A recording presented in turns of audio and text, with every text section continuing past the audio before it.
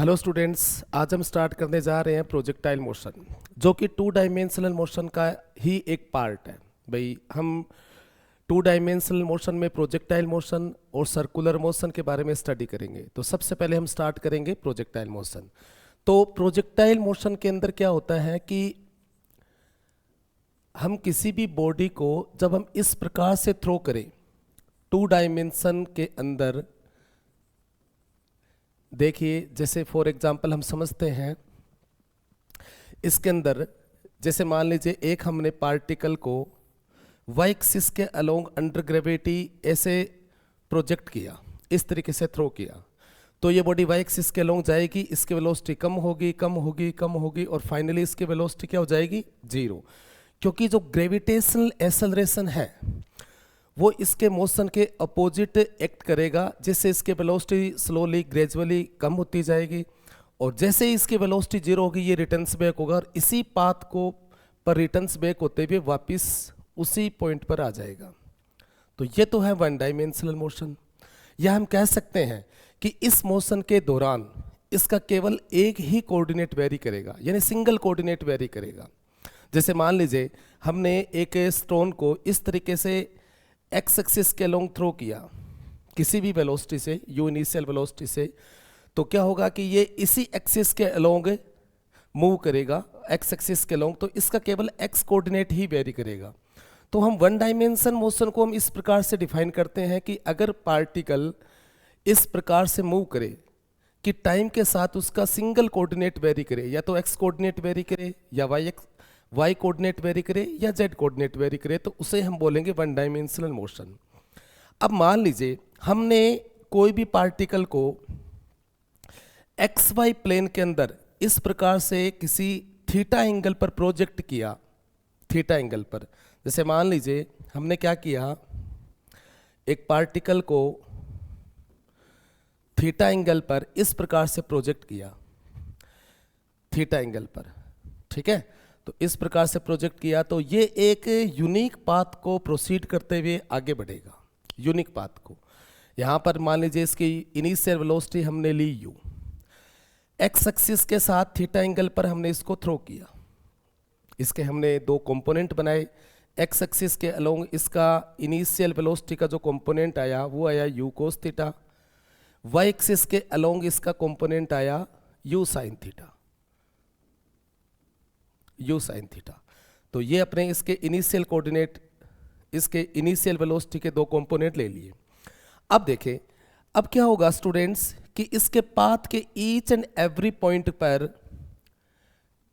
Downward direction में gravitational acceleration जी लगेगा, downward direction में ग्रेविटेशनल एक्सेलरेशन जी लगेगा डाउनवर्ड डायरेक्शन में।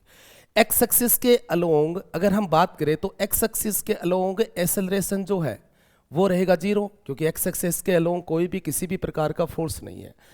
भाई जो एक्सेलरेशन है वो किसकी वजह से आता है, वो फोर्स की वजह से आता है। वाई डायरेक्शन के अलोंग डाउनवर्ड डायरेक्शन में ग्रेविटेशनल फोर्स होगा, जिसकी वजह से ग्रेविटेशनल एक्सेलरेशन लगेगा। एक्स एक्सिस के अलोंग कोई भी फोर्स नहीं है, तो इसलिए एक्स एक्सिस के अलोंग एक्सेलरेशन जीरो रहेगा। तो ये एक यूनिक पाथ को ट्रेस करते हुए इस प्रकार से आगे बढ़ेगा, इस प्रकार से। अब ये क्या है कि एक प्लेन में मूव कर रहा है, तो इसे हम बोलेंगे प्रोजेक्टाइल मोशन, और ये जो है वो टू डायमेंशनल मोशन का ही एक पार्ट है। अब देखो सबसे पहले इसका जो इंपॉर्टेंट कंसेप्ट है, प्रोजेक्टाइल मोशन का जो इंपॉर्टेंट कंसेप्ट है, हम उसके बारे में अगर हम बात करें तो इसका जो इंपॉर्टेंट कंसेप्ट है वो है Galileo's statement. Galileo's statement, Galileo's statement जो है वो क्या कहता है वो देखते हैं हम।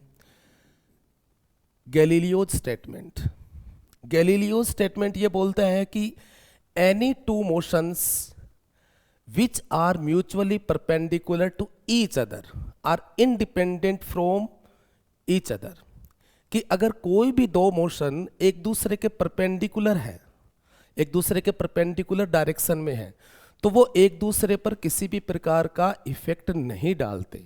मतलब एक्स एक्स के अलोंग मान लीजिए कोई एक्सेलरेशन है, वो वाई डायरेक्शन के अलोंग वेलोसिटी को किसी भी प्रकार से कोई प्रभावित नहीं करेगा। एक्स डायरेक्शन के अलोंग जो एक्सेलरेशन है वो वाई डायरेक्शन की वेलोसिटी पर कोई इफेक्ट नहीं डालेगा, या मैं बोल दूं कि एक्स डायरेक्शन के अलोंग जो वेलोसिटी है वो वाई डायरेक्शन के डिस्प्लेसमेंट पर उसका कोई इफेक्ट नहीं रहेगा, उसका वाई डायरेक्शन के अलोंग कोई इफेक्ट नहीं रहेगा। तो ये हम बोल सकते हैं। तो ये क्या है, गैलीलियो स्टेटमेंट है। गैलीलियो स्टेटमेंट ये बोलता है कि कोई भी दो म्यूचुअली परपेंडिकुलर मोशन एक दूसरे पर किसी भी प्रकार का इफेक्ट नहीं डालते, ठीक है। यानी any two mutually perpendicular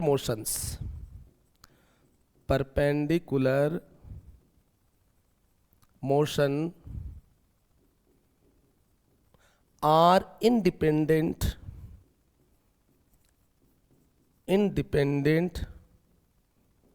from each other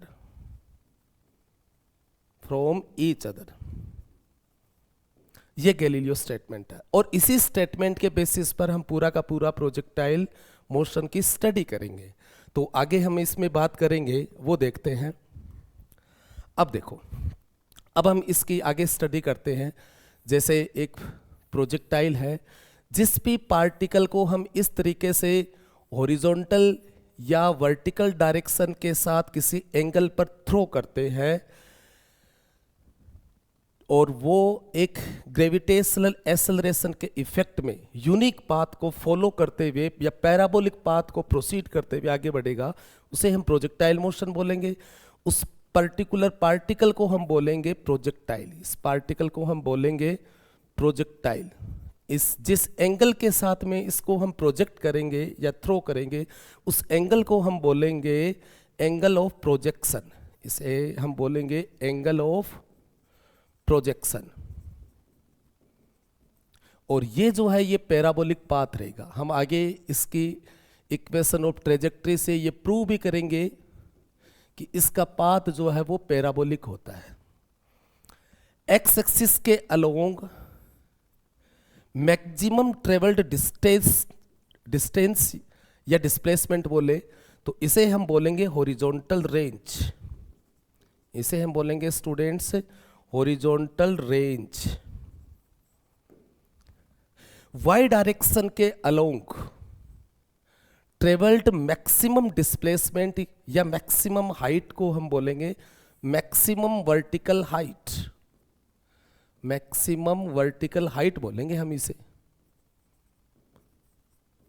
maximum vertical height.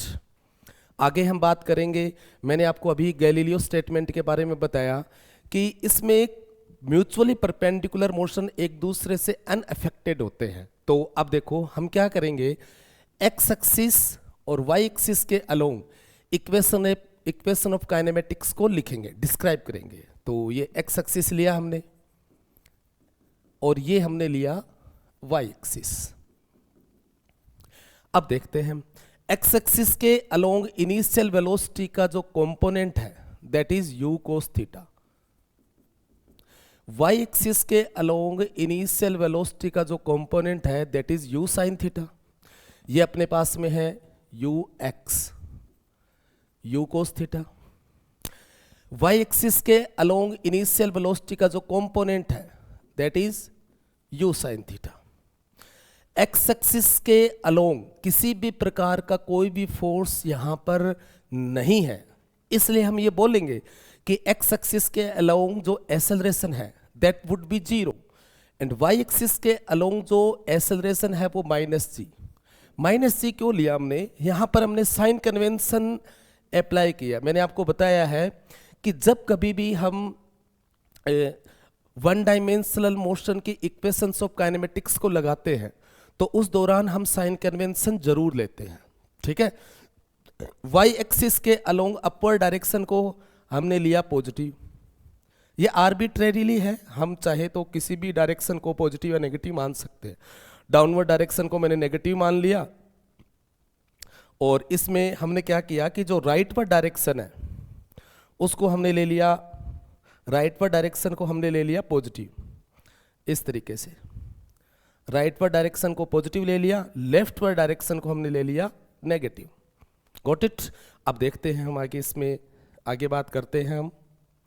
अब देखो आप, एक्स एक्सिस के अलोंग अगर हम फर्स्ट इक्वेशन ऑफ काइनेमेटिक्स लिखें तो V X equals to U X plus A X into T, ये फर्स्ट इक्वेशन ऑफ काइनेमेटिक्स है जो हम ऑलरेडी स्टडी कर चुके हैं इसके बारे में। इसके अंदर अपने y डायरेक्शन के along V Y equals to U Y plus A Y into T, T at any instant. अब हम इसको लिखें तो यहाँ पर V X equals to U cos theta, ये वाली टर्म्स जो है वो तो जीरो में चली गई क्योंकि एक्सेलरेशन जो है एक्स एक्सिस के अलोंग जीरो है। ये अपने इसको अगर लिखे तो V Y equals to U sine theta minus G T, ये फर्स्ट इक्वेशन ऑफ काइनेमेटिक्स है। Got it. अब इसके अंदर हम सेकेंड इक्वेशन ऑफ काइनेमेटिक्स लिखेंगे, S X equals to U X T plus half A X T का square. तो यहाँ पर एस एक्स आ जाएगा अपने पास में u कोस थीटा मल्टीप्लाई में t, और ये वाली जो टर्म है वो जीरो में चली जाएगी। सिमिलरली यहाँ पर हम सेकेंड इक्वेशन ऑफ काइनेमेटिक्स लिखें तो S Y equals to U Y T plus half A Y T का स्क्वेयर। Got it. अब देखो इसमें S Y equals to U sine theta multiply में T minus half G T square, ये Y direction के along second equation of kinematics आएगी। Similarly हम third equation of kinematics लिखेंगे तो V X square equals to U X square plus two A X S x, तो V X square equals to आ जाएगा अपने पास में U square cos square theta, और ये वाली टर्म आ जाएगी जीरो में चली जाएगी, तो वी एक्स की वैल्यू यहाँ पर आ जाएगी अपने पास में ओनली यू कोस थीटा, ये आ गया।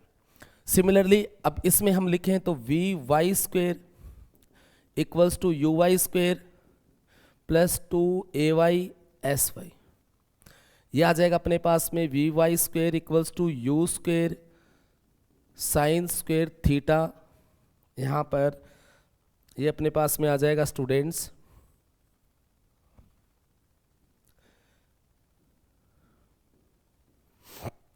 You square sine square theta minus two G S Y. तो ये इस प्रकार से हमने क्या है कि तीनों इक्वेशन ऑफ काइनेमेटिक्स को डिस्क्राइब किया है, एक्स एक्सिस के अलोंग वाई एक्सिस के अलोंग। अब ध्यान से सुने, जब हम एक्स एक्सिस के अलोंग किसी भी पैरामीटर को फाइंड आउट करना चाहते हैं तो हम ओनली एक्स एक्सिस के बारे में ही विचार करेंगे, हम ये भूल जाएंगे वाई डायरेक्शन भी है। जब हम वाई डायरेक्शन के पैरामीटर्स की कैलकुलेशन करेंगे तो हम केवल वाई डायरेक्शन के पैरामीटर्स को ही लिखेंगे, एक्स डायरेक्शन के पैरामीटर्स को स्किप आउट कर जाएंगे। तो हमें एक समय एक ही डायरेक्शन को नोटिस करना है। अभी इसको देखेंगे हम आगे।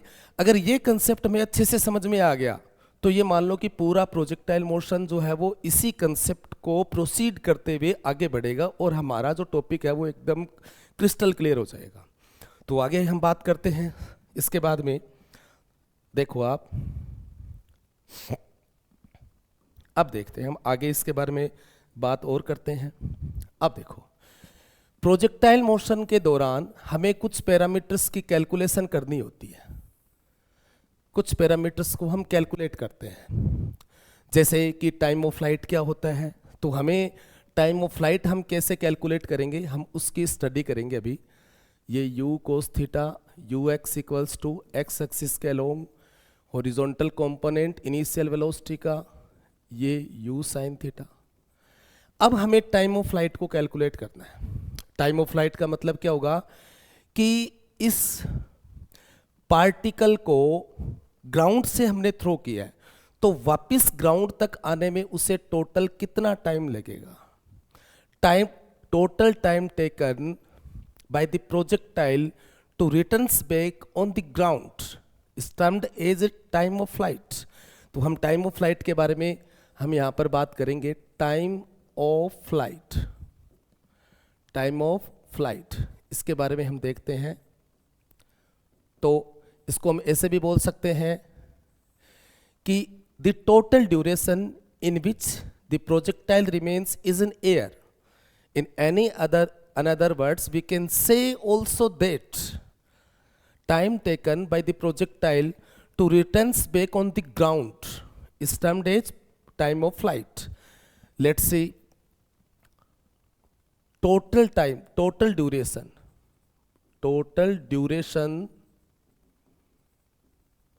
in which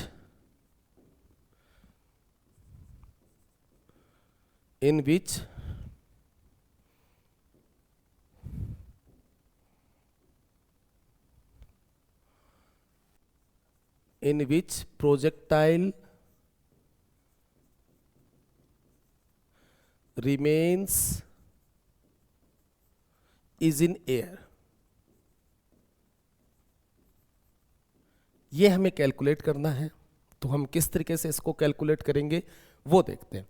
first of all, इस पार्टिकल को वर्टिकल डायरेक्शन के अलोंग अपवर्ड डायरेक्शन में लेकर जाने और डाउनवर्ड डायरेक्शन में वापस लाने में जो रेस्पॉन्सिबल कंपोनेंट है वो कौन सा होगा? वाई एक्सिस के अलोंग जो कंपोनेंट है। तो हम केवल और केवल वाई एक्सिस के बारे में ही स्टडी करेंगे, बिकॉज प्रोजेक्टाइल मोशन है वो एक प्रकार से क्या है? प्रोजेक्टाइल मोशन जो है वो दो प्रकार के मोशन का सुपरपोजिशन है, कि एक तो हॉरिजॉन्टल के अलोंग, दूसरा वर्टिकल के अलोंग, इस प्रकार से। तो दो प्रकार के मोशन का ये एक प्रकार से सम है, हॉरिजॉन्टल और वर्टिकल डायरेक्शन के अलोंग। तो हॉरिजॉन्टल डायरेक्शन के अलोंग जितने भी पैरामीटर्स हैं वो हम लिख चुके हैं, वर्टिकल डायरेक्शन के अलोंग जितने भी पैरामीटर्स हैं वो भी हम ऑलरेडी डिस्क्राइब कर चुके हैं। ये सारी बातें हम अच्छे से लिख चुके हैं, तो अब इनके बारे में ही हम आगे बात करेंगे। अब देखिए स्टूडेंट्स, अब हमें ये कैलकुलेट करना है टाइम ऑफ फ्लाइट। तो हम इसको कैसे कैलकुलेट करेंगे? वाई डायरेक्शन के अलोंग जो जो बातें पता है वो सारी लिख दो। तो U Y equals to U sine theta, initial velocity along vertical direction, ये अपने पास में माइनस जी, क्योंकि ग्रेविटेशनल एक्सेलरेशन तो ऑलवेज डाउनवर्ड डायरेक्शन में ही रहते हैं, उसको हमने माइनस लिए है क्योंकि हमने साइन कन्वेंशन में डाउनवर्ड डायरेक्शन को नेगेटिव लिया है। तो अब देखो आप, वाई डायरेक्शन के अलोंग वापस जाने और नीचे आने में जो टोटल डिस्प्लेसमेंट है, अब ध्यान से सुनेंगे। अब देखो, अब ध्यान से सुनेंगे, वाई डायरेक्शन के अलोंग हम ये बात कर रहे हैं कि वाई डायरेक्शन के अलोंग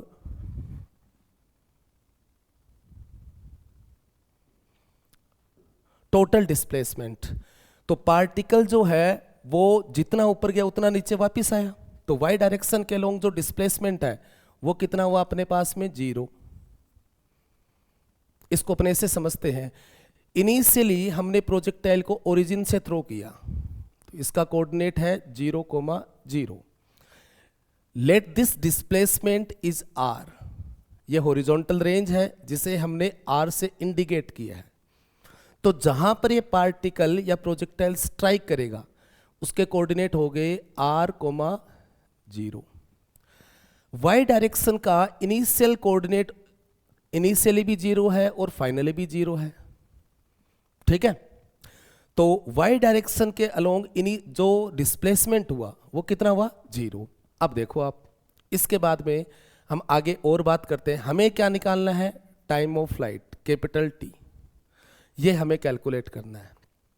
अब इन चारों पैरामीटर्स को देकर हम ये सोचेंगे कि हम कौन सी इक्वेशन ऑफ काइनेमेटिक्स लगा सकते हैं जिससे कि हमें एक अननोन जो टर्म है वो अपने पास में फाइंड आउट हो जाए, कैपिटल T। तो ऑब्वियस सी बात है, हम सेकंड इक्वेशन ऑफ काइनेमेटिक्स को यहाँ पर अप्लाई करेंगे। तो सेकंड इक्वेशन ऑफ काइनेमेटिक्स देखो, using second equation of kinematics, second equation of kinematics, तो हमने सेकंड इक्वेशन ऑफ काइनेमेटिक्स यहां पर यूज किया। तो S Y equals to U Y T plus half A Y T का स्क्वायर, ये आ गया अपने पास में। तो ये वाली टर्म है वो तो 0 में चली गई, ये आया U sine theta minus half G T square, तो अपने पास में आ जाएगा। इसे हमने इधर ले आए हम इसे, तो half G T square equals to U sine theta. तो टाइम ऑफ फ्लाइट अपने पास में आ गया T equals to 2u sine theta upon G. ये हमारे पास में टाइम ऑफ फ्लाइट की कैलकुलेशन है। हमें इस फॉर्मूले को हम रिमेंबर रखना है, याद रखना है, टाइम ऑफ फ्लाइट का लेकिन हमें कंसेप्ट अप्लाई करना आना चाहिए कि हम किस तरीके से, हमें मान लीजिए कि जो फॉर्मूले हैं वो रिमेंबर ना रहे तो हम यूजुअली कंसेप्ट को अप्लाई करके भी हम इसको सोल्व कर सकते हैं कोई भी क्वेश्चन को। तो अपने पास में है 2u साइन थीटा अपॉन जी। हम इसको ऐसे भी लिख सकते हैं, हमें अभी इसका इनिशियल कंपोनेंट एक्स एक्सिस के अलोंग ये है u cos theta, Y axis के अलोंग इनिशियल वेलोसिटी का जो कंपोनेंट है that is u sine theta. तो हम इसे ऐसे भी लिख सकते हैं टाइम ऑफ फ्लाइट को 2uy अपॉन जी, इस प्रकार से भी लिख सकते हैं। यहां पर जो इनिशियल वेलोसिटी है u, इसको अगर हम वेक्टर फॉर्म में लिखना चाहें तो इसको ऐसे लिख सकते हैं u cos theta I cap plus u sine theta J cap, इस प्रकार से भी लिखा जा सकता है इनिशियल वेलोसिटी को। क्लियर? तो ये अपने पास में क्या है, आई केप का जो कोफिशिएंट है दैट इज ux और जे केप का कोफिशिएंट है दैट इज uy। जैसे मान लीजिए किसी क्वेश्चन में हमें इस प्रकार से दे दिया, हमें थीटा नहीं दिया, हमें इनिशियल वेलोसिटी u नहीं गिवन है, और हमें इस प्रकार से दे दिया u वेक्टर जो है वो हमें u ऐसे दे दिया, initial velocity 3i cap plus 4j cap, ये दे दिया 3i cap plus 4j cap metre पर सेकेंड, और हमसे बोला गया कि बताओ टाइम ऑफ फ्लाइट कितना होगा प्रोजेक्टाइल मोशन का। तो हम इसको डायरेक्टली ऐसे भी कैलकुलेट कर सकते हैं। अगर हम इससे कंपेयर करें u x i cap plus u y j cap, इससे अगर हम कंपेयर करें, कंपेयरिंग विथ दिस कंपेयर करें तो u x जो है वो हमारे पास में 3 मीटर पर सेकेंड और u y की जो वैल्यू है दैट इज 4 मीटर पर सेकेंड। तो आगे देखो हम इसको कैसे कैलकुलेट करेंगे। टाइम ऑफ फ्लाइट जो आ जाएगा अपने पास में ये है 2uy अपॉन जी। तो अपने पास में uy की वैल्यू है 4 और g की वैल्यू है 10। तो अपने पास में आ गया 8 अपॉन 10 यानी 0.8 सेकेंड। इस प्रकार से हमारे पास में ये टाइम ऑफ फ्लाइट की कैलकुलेशन हो गई प्रोजेक्टाइल मोशन के। तो कई बार जैसे क्वेश्चन के अंदर थीटा और इनिशियल वेलोसिटी न देकर इस प्रकार से भी क्वेश्चन दिया हुआ है तो हमें उस दौरान इस तरीके से फॉर्मूले को अप्लाई करके उसको सोल्व कर सकते हैं। Got it? अब हम आगे बात करते हैं नेक्स्ट। अब देखिए स्टूडेंट्स, अब हम आगे और स्टडी करते हैं इसके बारे में। अब देखो ये टाइम ऑफ फ्लाइट को हमने कैलकुलेट किया, अब उसके बाद में मैक्सिमम वर्टिकल हाइट को कैसे कैलकुलेट करेंगे वो देखेंगे। देखो आप, मैक्सिमम वर्टिकल हाइट, इसको हम कैसे कैलकुलेट करेंगे। मैक्सिमम वर्टिकल हाइट,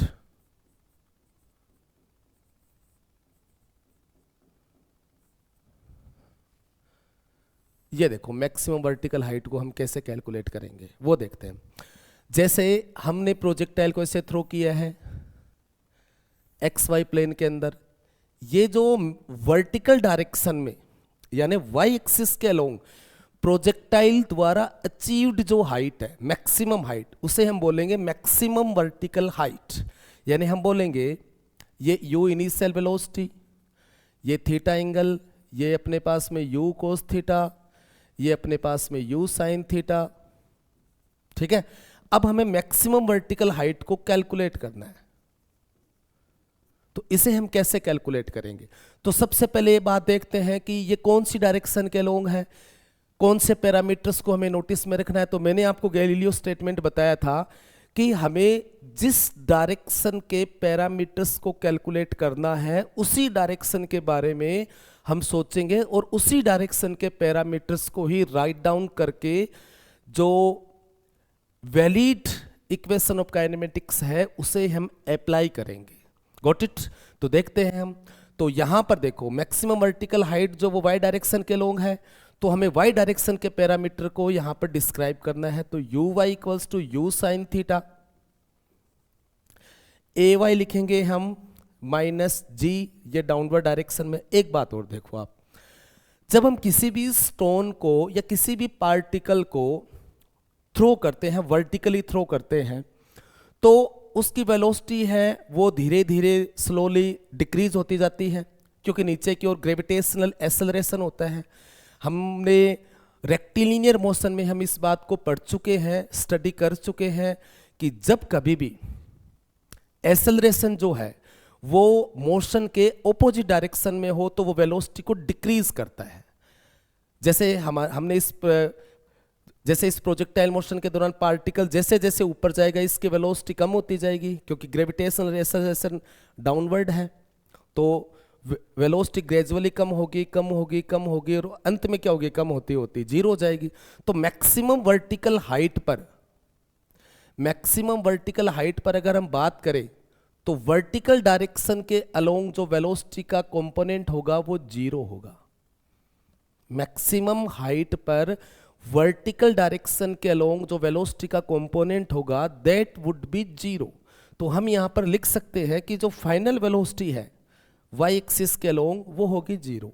हमें कैलकुलेट क्या करना है, एस वाई डायरेक्शन के अलोंग डिस्प्लेसमेंट, यानी हमें वाई डायरेक्शन के अलोंग मैक्सिमम वर्टिकल हाइट को कैलकुलेट करना है।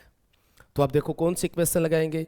तो यहां पर भी हम इन चारों पैरामीटर्स को देखें तो ऑब्वियस सी बात है हम यहां पर थर्ड इक्वेशन ऑफ काइनेमेटिक्स को अप्लाई करेंगे। तो थर्ड इक्वेशन ऑफ काइनेमेटिक्स देखो आप, थर्ड इक्वेशन ऑफ काइनेमेटिक्स को हम यहां पर अप्लाई करेंगे। काइनेमेटिक्स, तो थर्ड इक्वेशन ऑफ काइनेमेटिक्स को अप्लाई करेंगे तो V Y square equals to U Y square plus 2ay sy। तो यहां से अपने पास में क्या आ जाएगा, ये तो जीरो में चला गया, ये आ गया you square sine square theta minus 2gh maximum, ये आ गया अपने पास में 2gh मैक्सिमम। तो यहां से जब हम इसको कैलकुलेट करेंगे तो मैक्सिमम वर्टिकल हाइट हमारे पास में आ जाएगी you square sine square theta upon 2g, ये आ गई। इसे अगर हम दूसरे तरीके से भी हम लिखना चाहें तो कैसे इसको लिखेंगे वो देखते हैं हम। यहां पर मैक्सिमम वर्टिकल हाइट जो है इसको हम ऐसे भी लिख सकते हैं H max equals to U sine theta का होल स्क्वायर बाई 2g। यहां हम इसको ऐसे भी लिख सकते हैं एच मैक्स, इसको हम ऐसे भी लिख सकते हैं you Y square upon 2g। इस फॉर्मूले को हम अनदर वे में इस प्रकार से भी लिख सकते हैं, ऐसे भी। Got it? अब हम आगे बात करते हैं नेक्स्ट। क्लियर? तो ये बात समझ में आ गई कि मैक्सिमम वर्टिकल हाइट को हम किस प्रकार से कैलकुलेट करेंगे। Got it? अब हम आगे विचार करते हैं, आगे देखते हैं। अब देखो आप, आगे हम इसमें और भी बात करते हैं। ये मैक्सिमम वर्टिकल हाइट आ गई, टाइम ऑफ फ्लाइट हमने कैलकुलेट कर लिया। जैसे मान लीजिए हमें क्वेश्चन ऐसे दे दिया कि आपको इनिशियल वेलोसिटी ऐसे गिवन है 10ik प्लस 10jk मीटर पर सेकेंड, और आपको ये बोला गया कि find maximum vertical height of projectile motion. आपको ये बोला गया कि find maximum vertical height, maximum vertical height,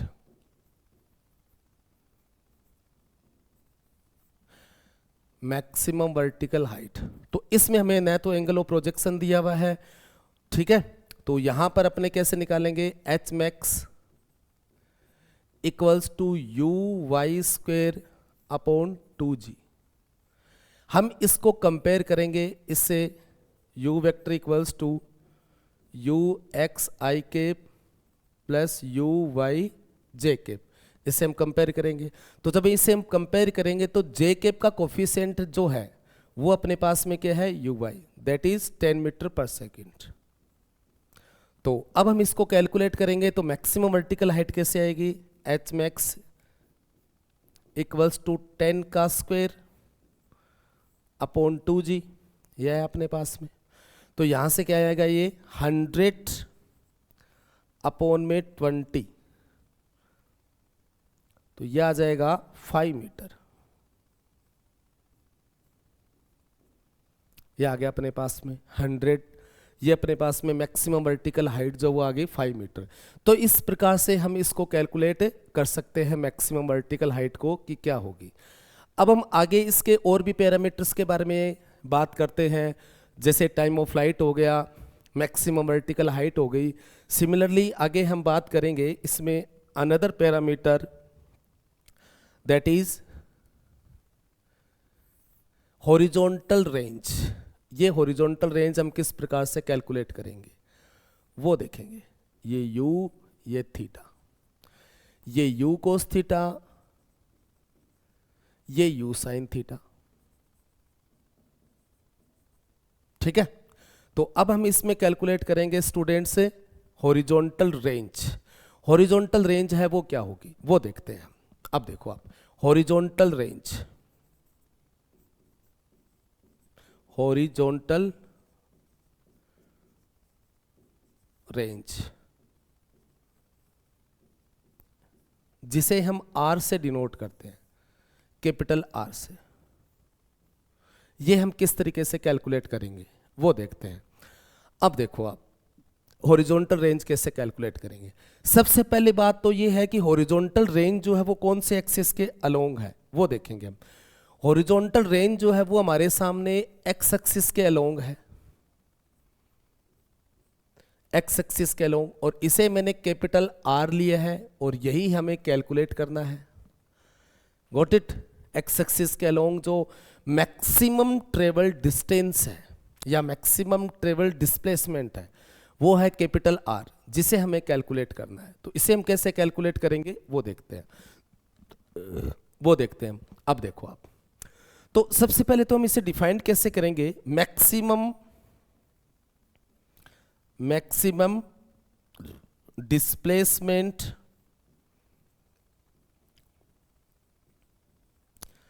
travelled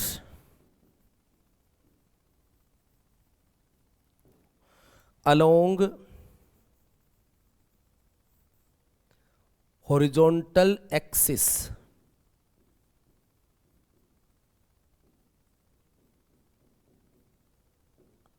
ये अपने पास में क्या हो जाएगी, हॉरिजॉन्टल रेंज। अब देखते हैं हम आगे इसके बारे में और बात करते हैं, वो देखते हैं, ठीक है। अब देखो, मैंने आपको बताया गैलीलियो स्टेटमेंट को हम हर जो भी पैरामीटर्स है उसको कैलकुलेट करने में हम गैलीलियो स्टेटमेंट को अप्लाई करेंगे। Got it. तो इसमें देखो, गैलीलियो स्टेटमेंट को इसमें भी हम अप्लाई करेंगे। पहली बात तो हॉरिजॉन्टल रेंज कौन से एक्सिस के अलोंग आती है, वो आती है एक्स एक्सिस के अलोंग। तो एक्स एक्सिस के अलोंग जितने भी पैरामीटर्स हमें ऑलरेडी पता है, ऑलरेडी हम जानते हैं, उन सबको लिखेंगे। तो एक्स एक्सिस के अलोंग इनिशियल वेलोसिटी जो है वो अपने पास में है u cos theta. X axis के अलोंग एक्सेलरेशन है वो अपने पास में है 0।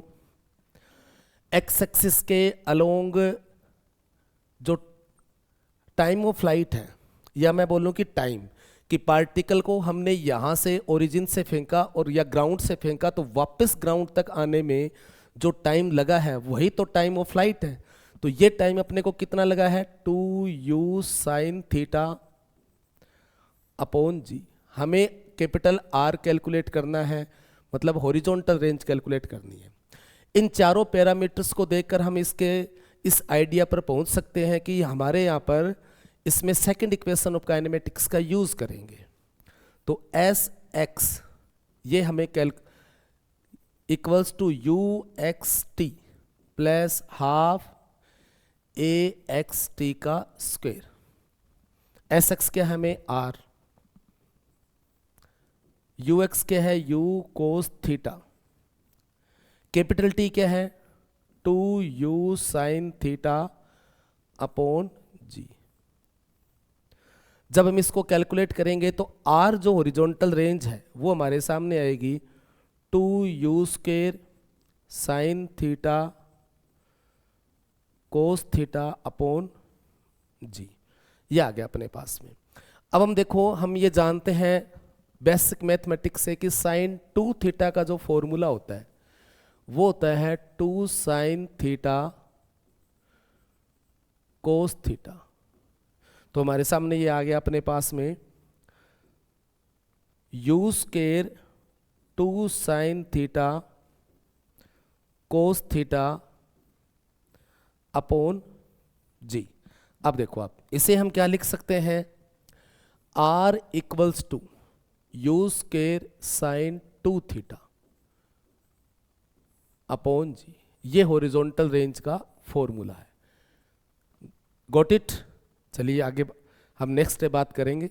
Okay, thank you.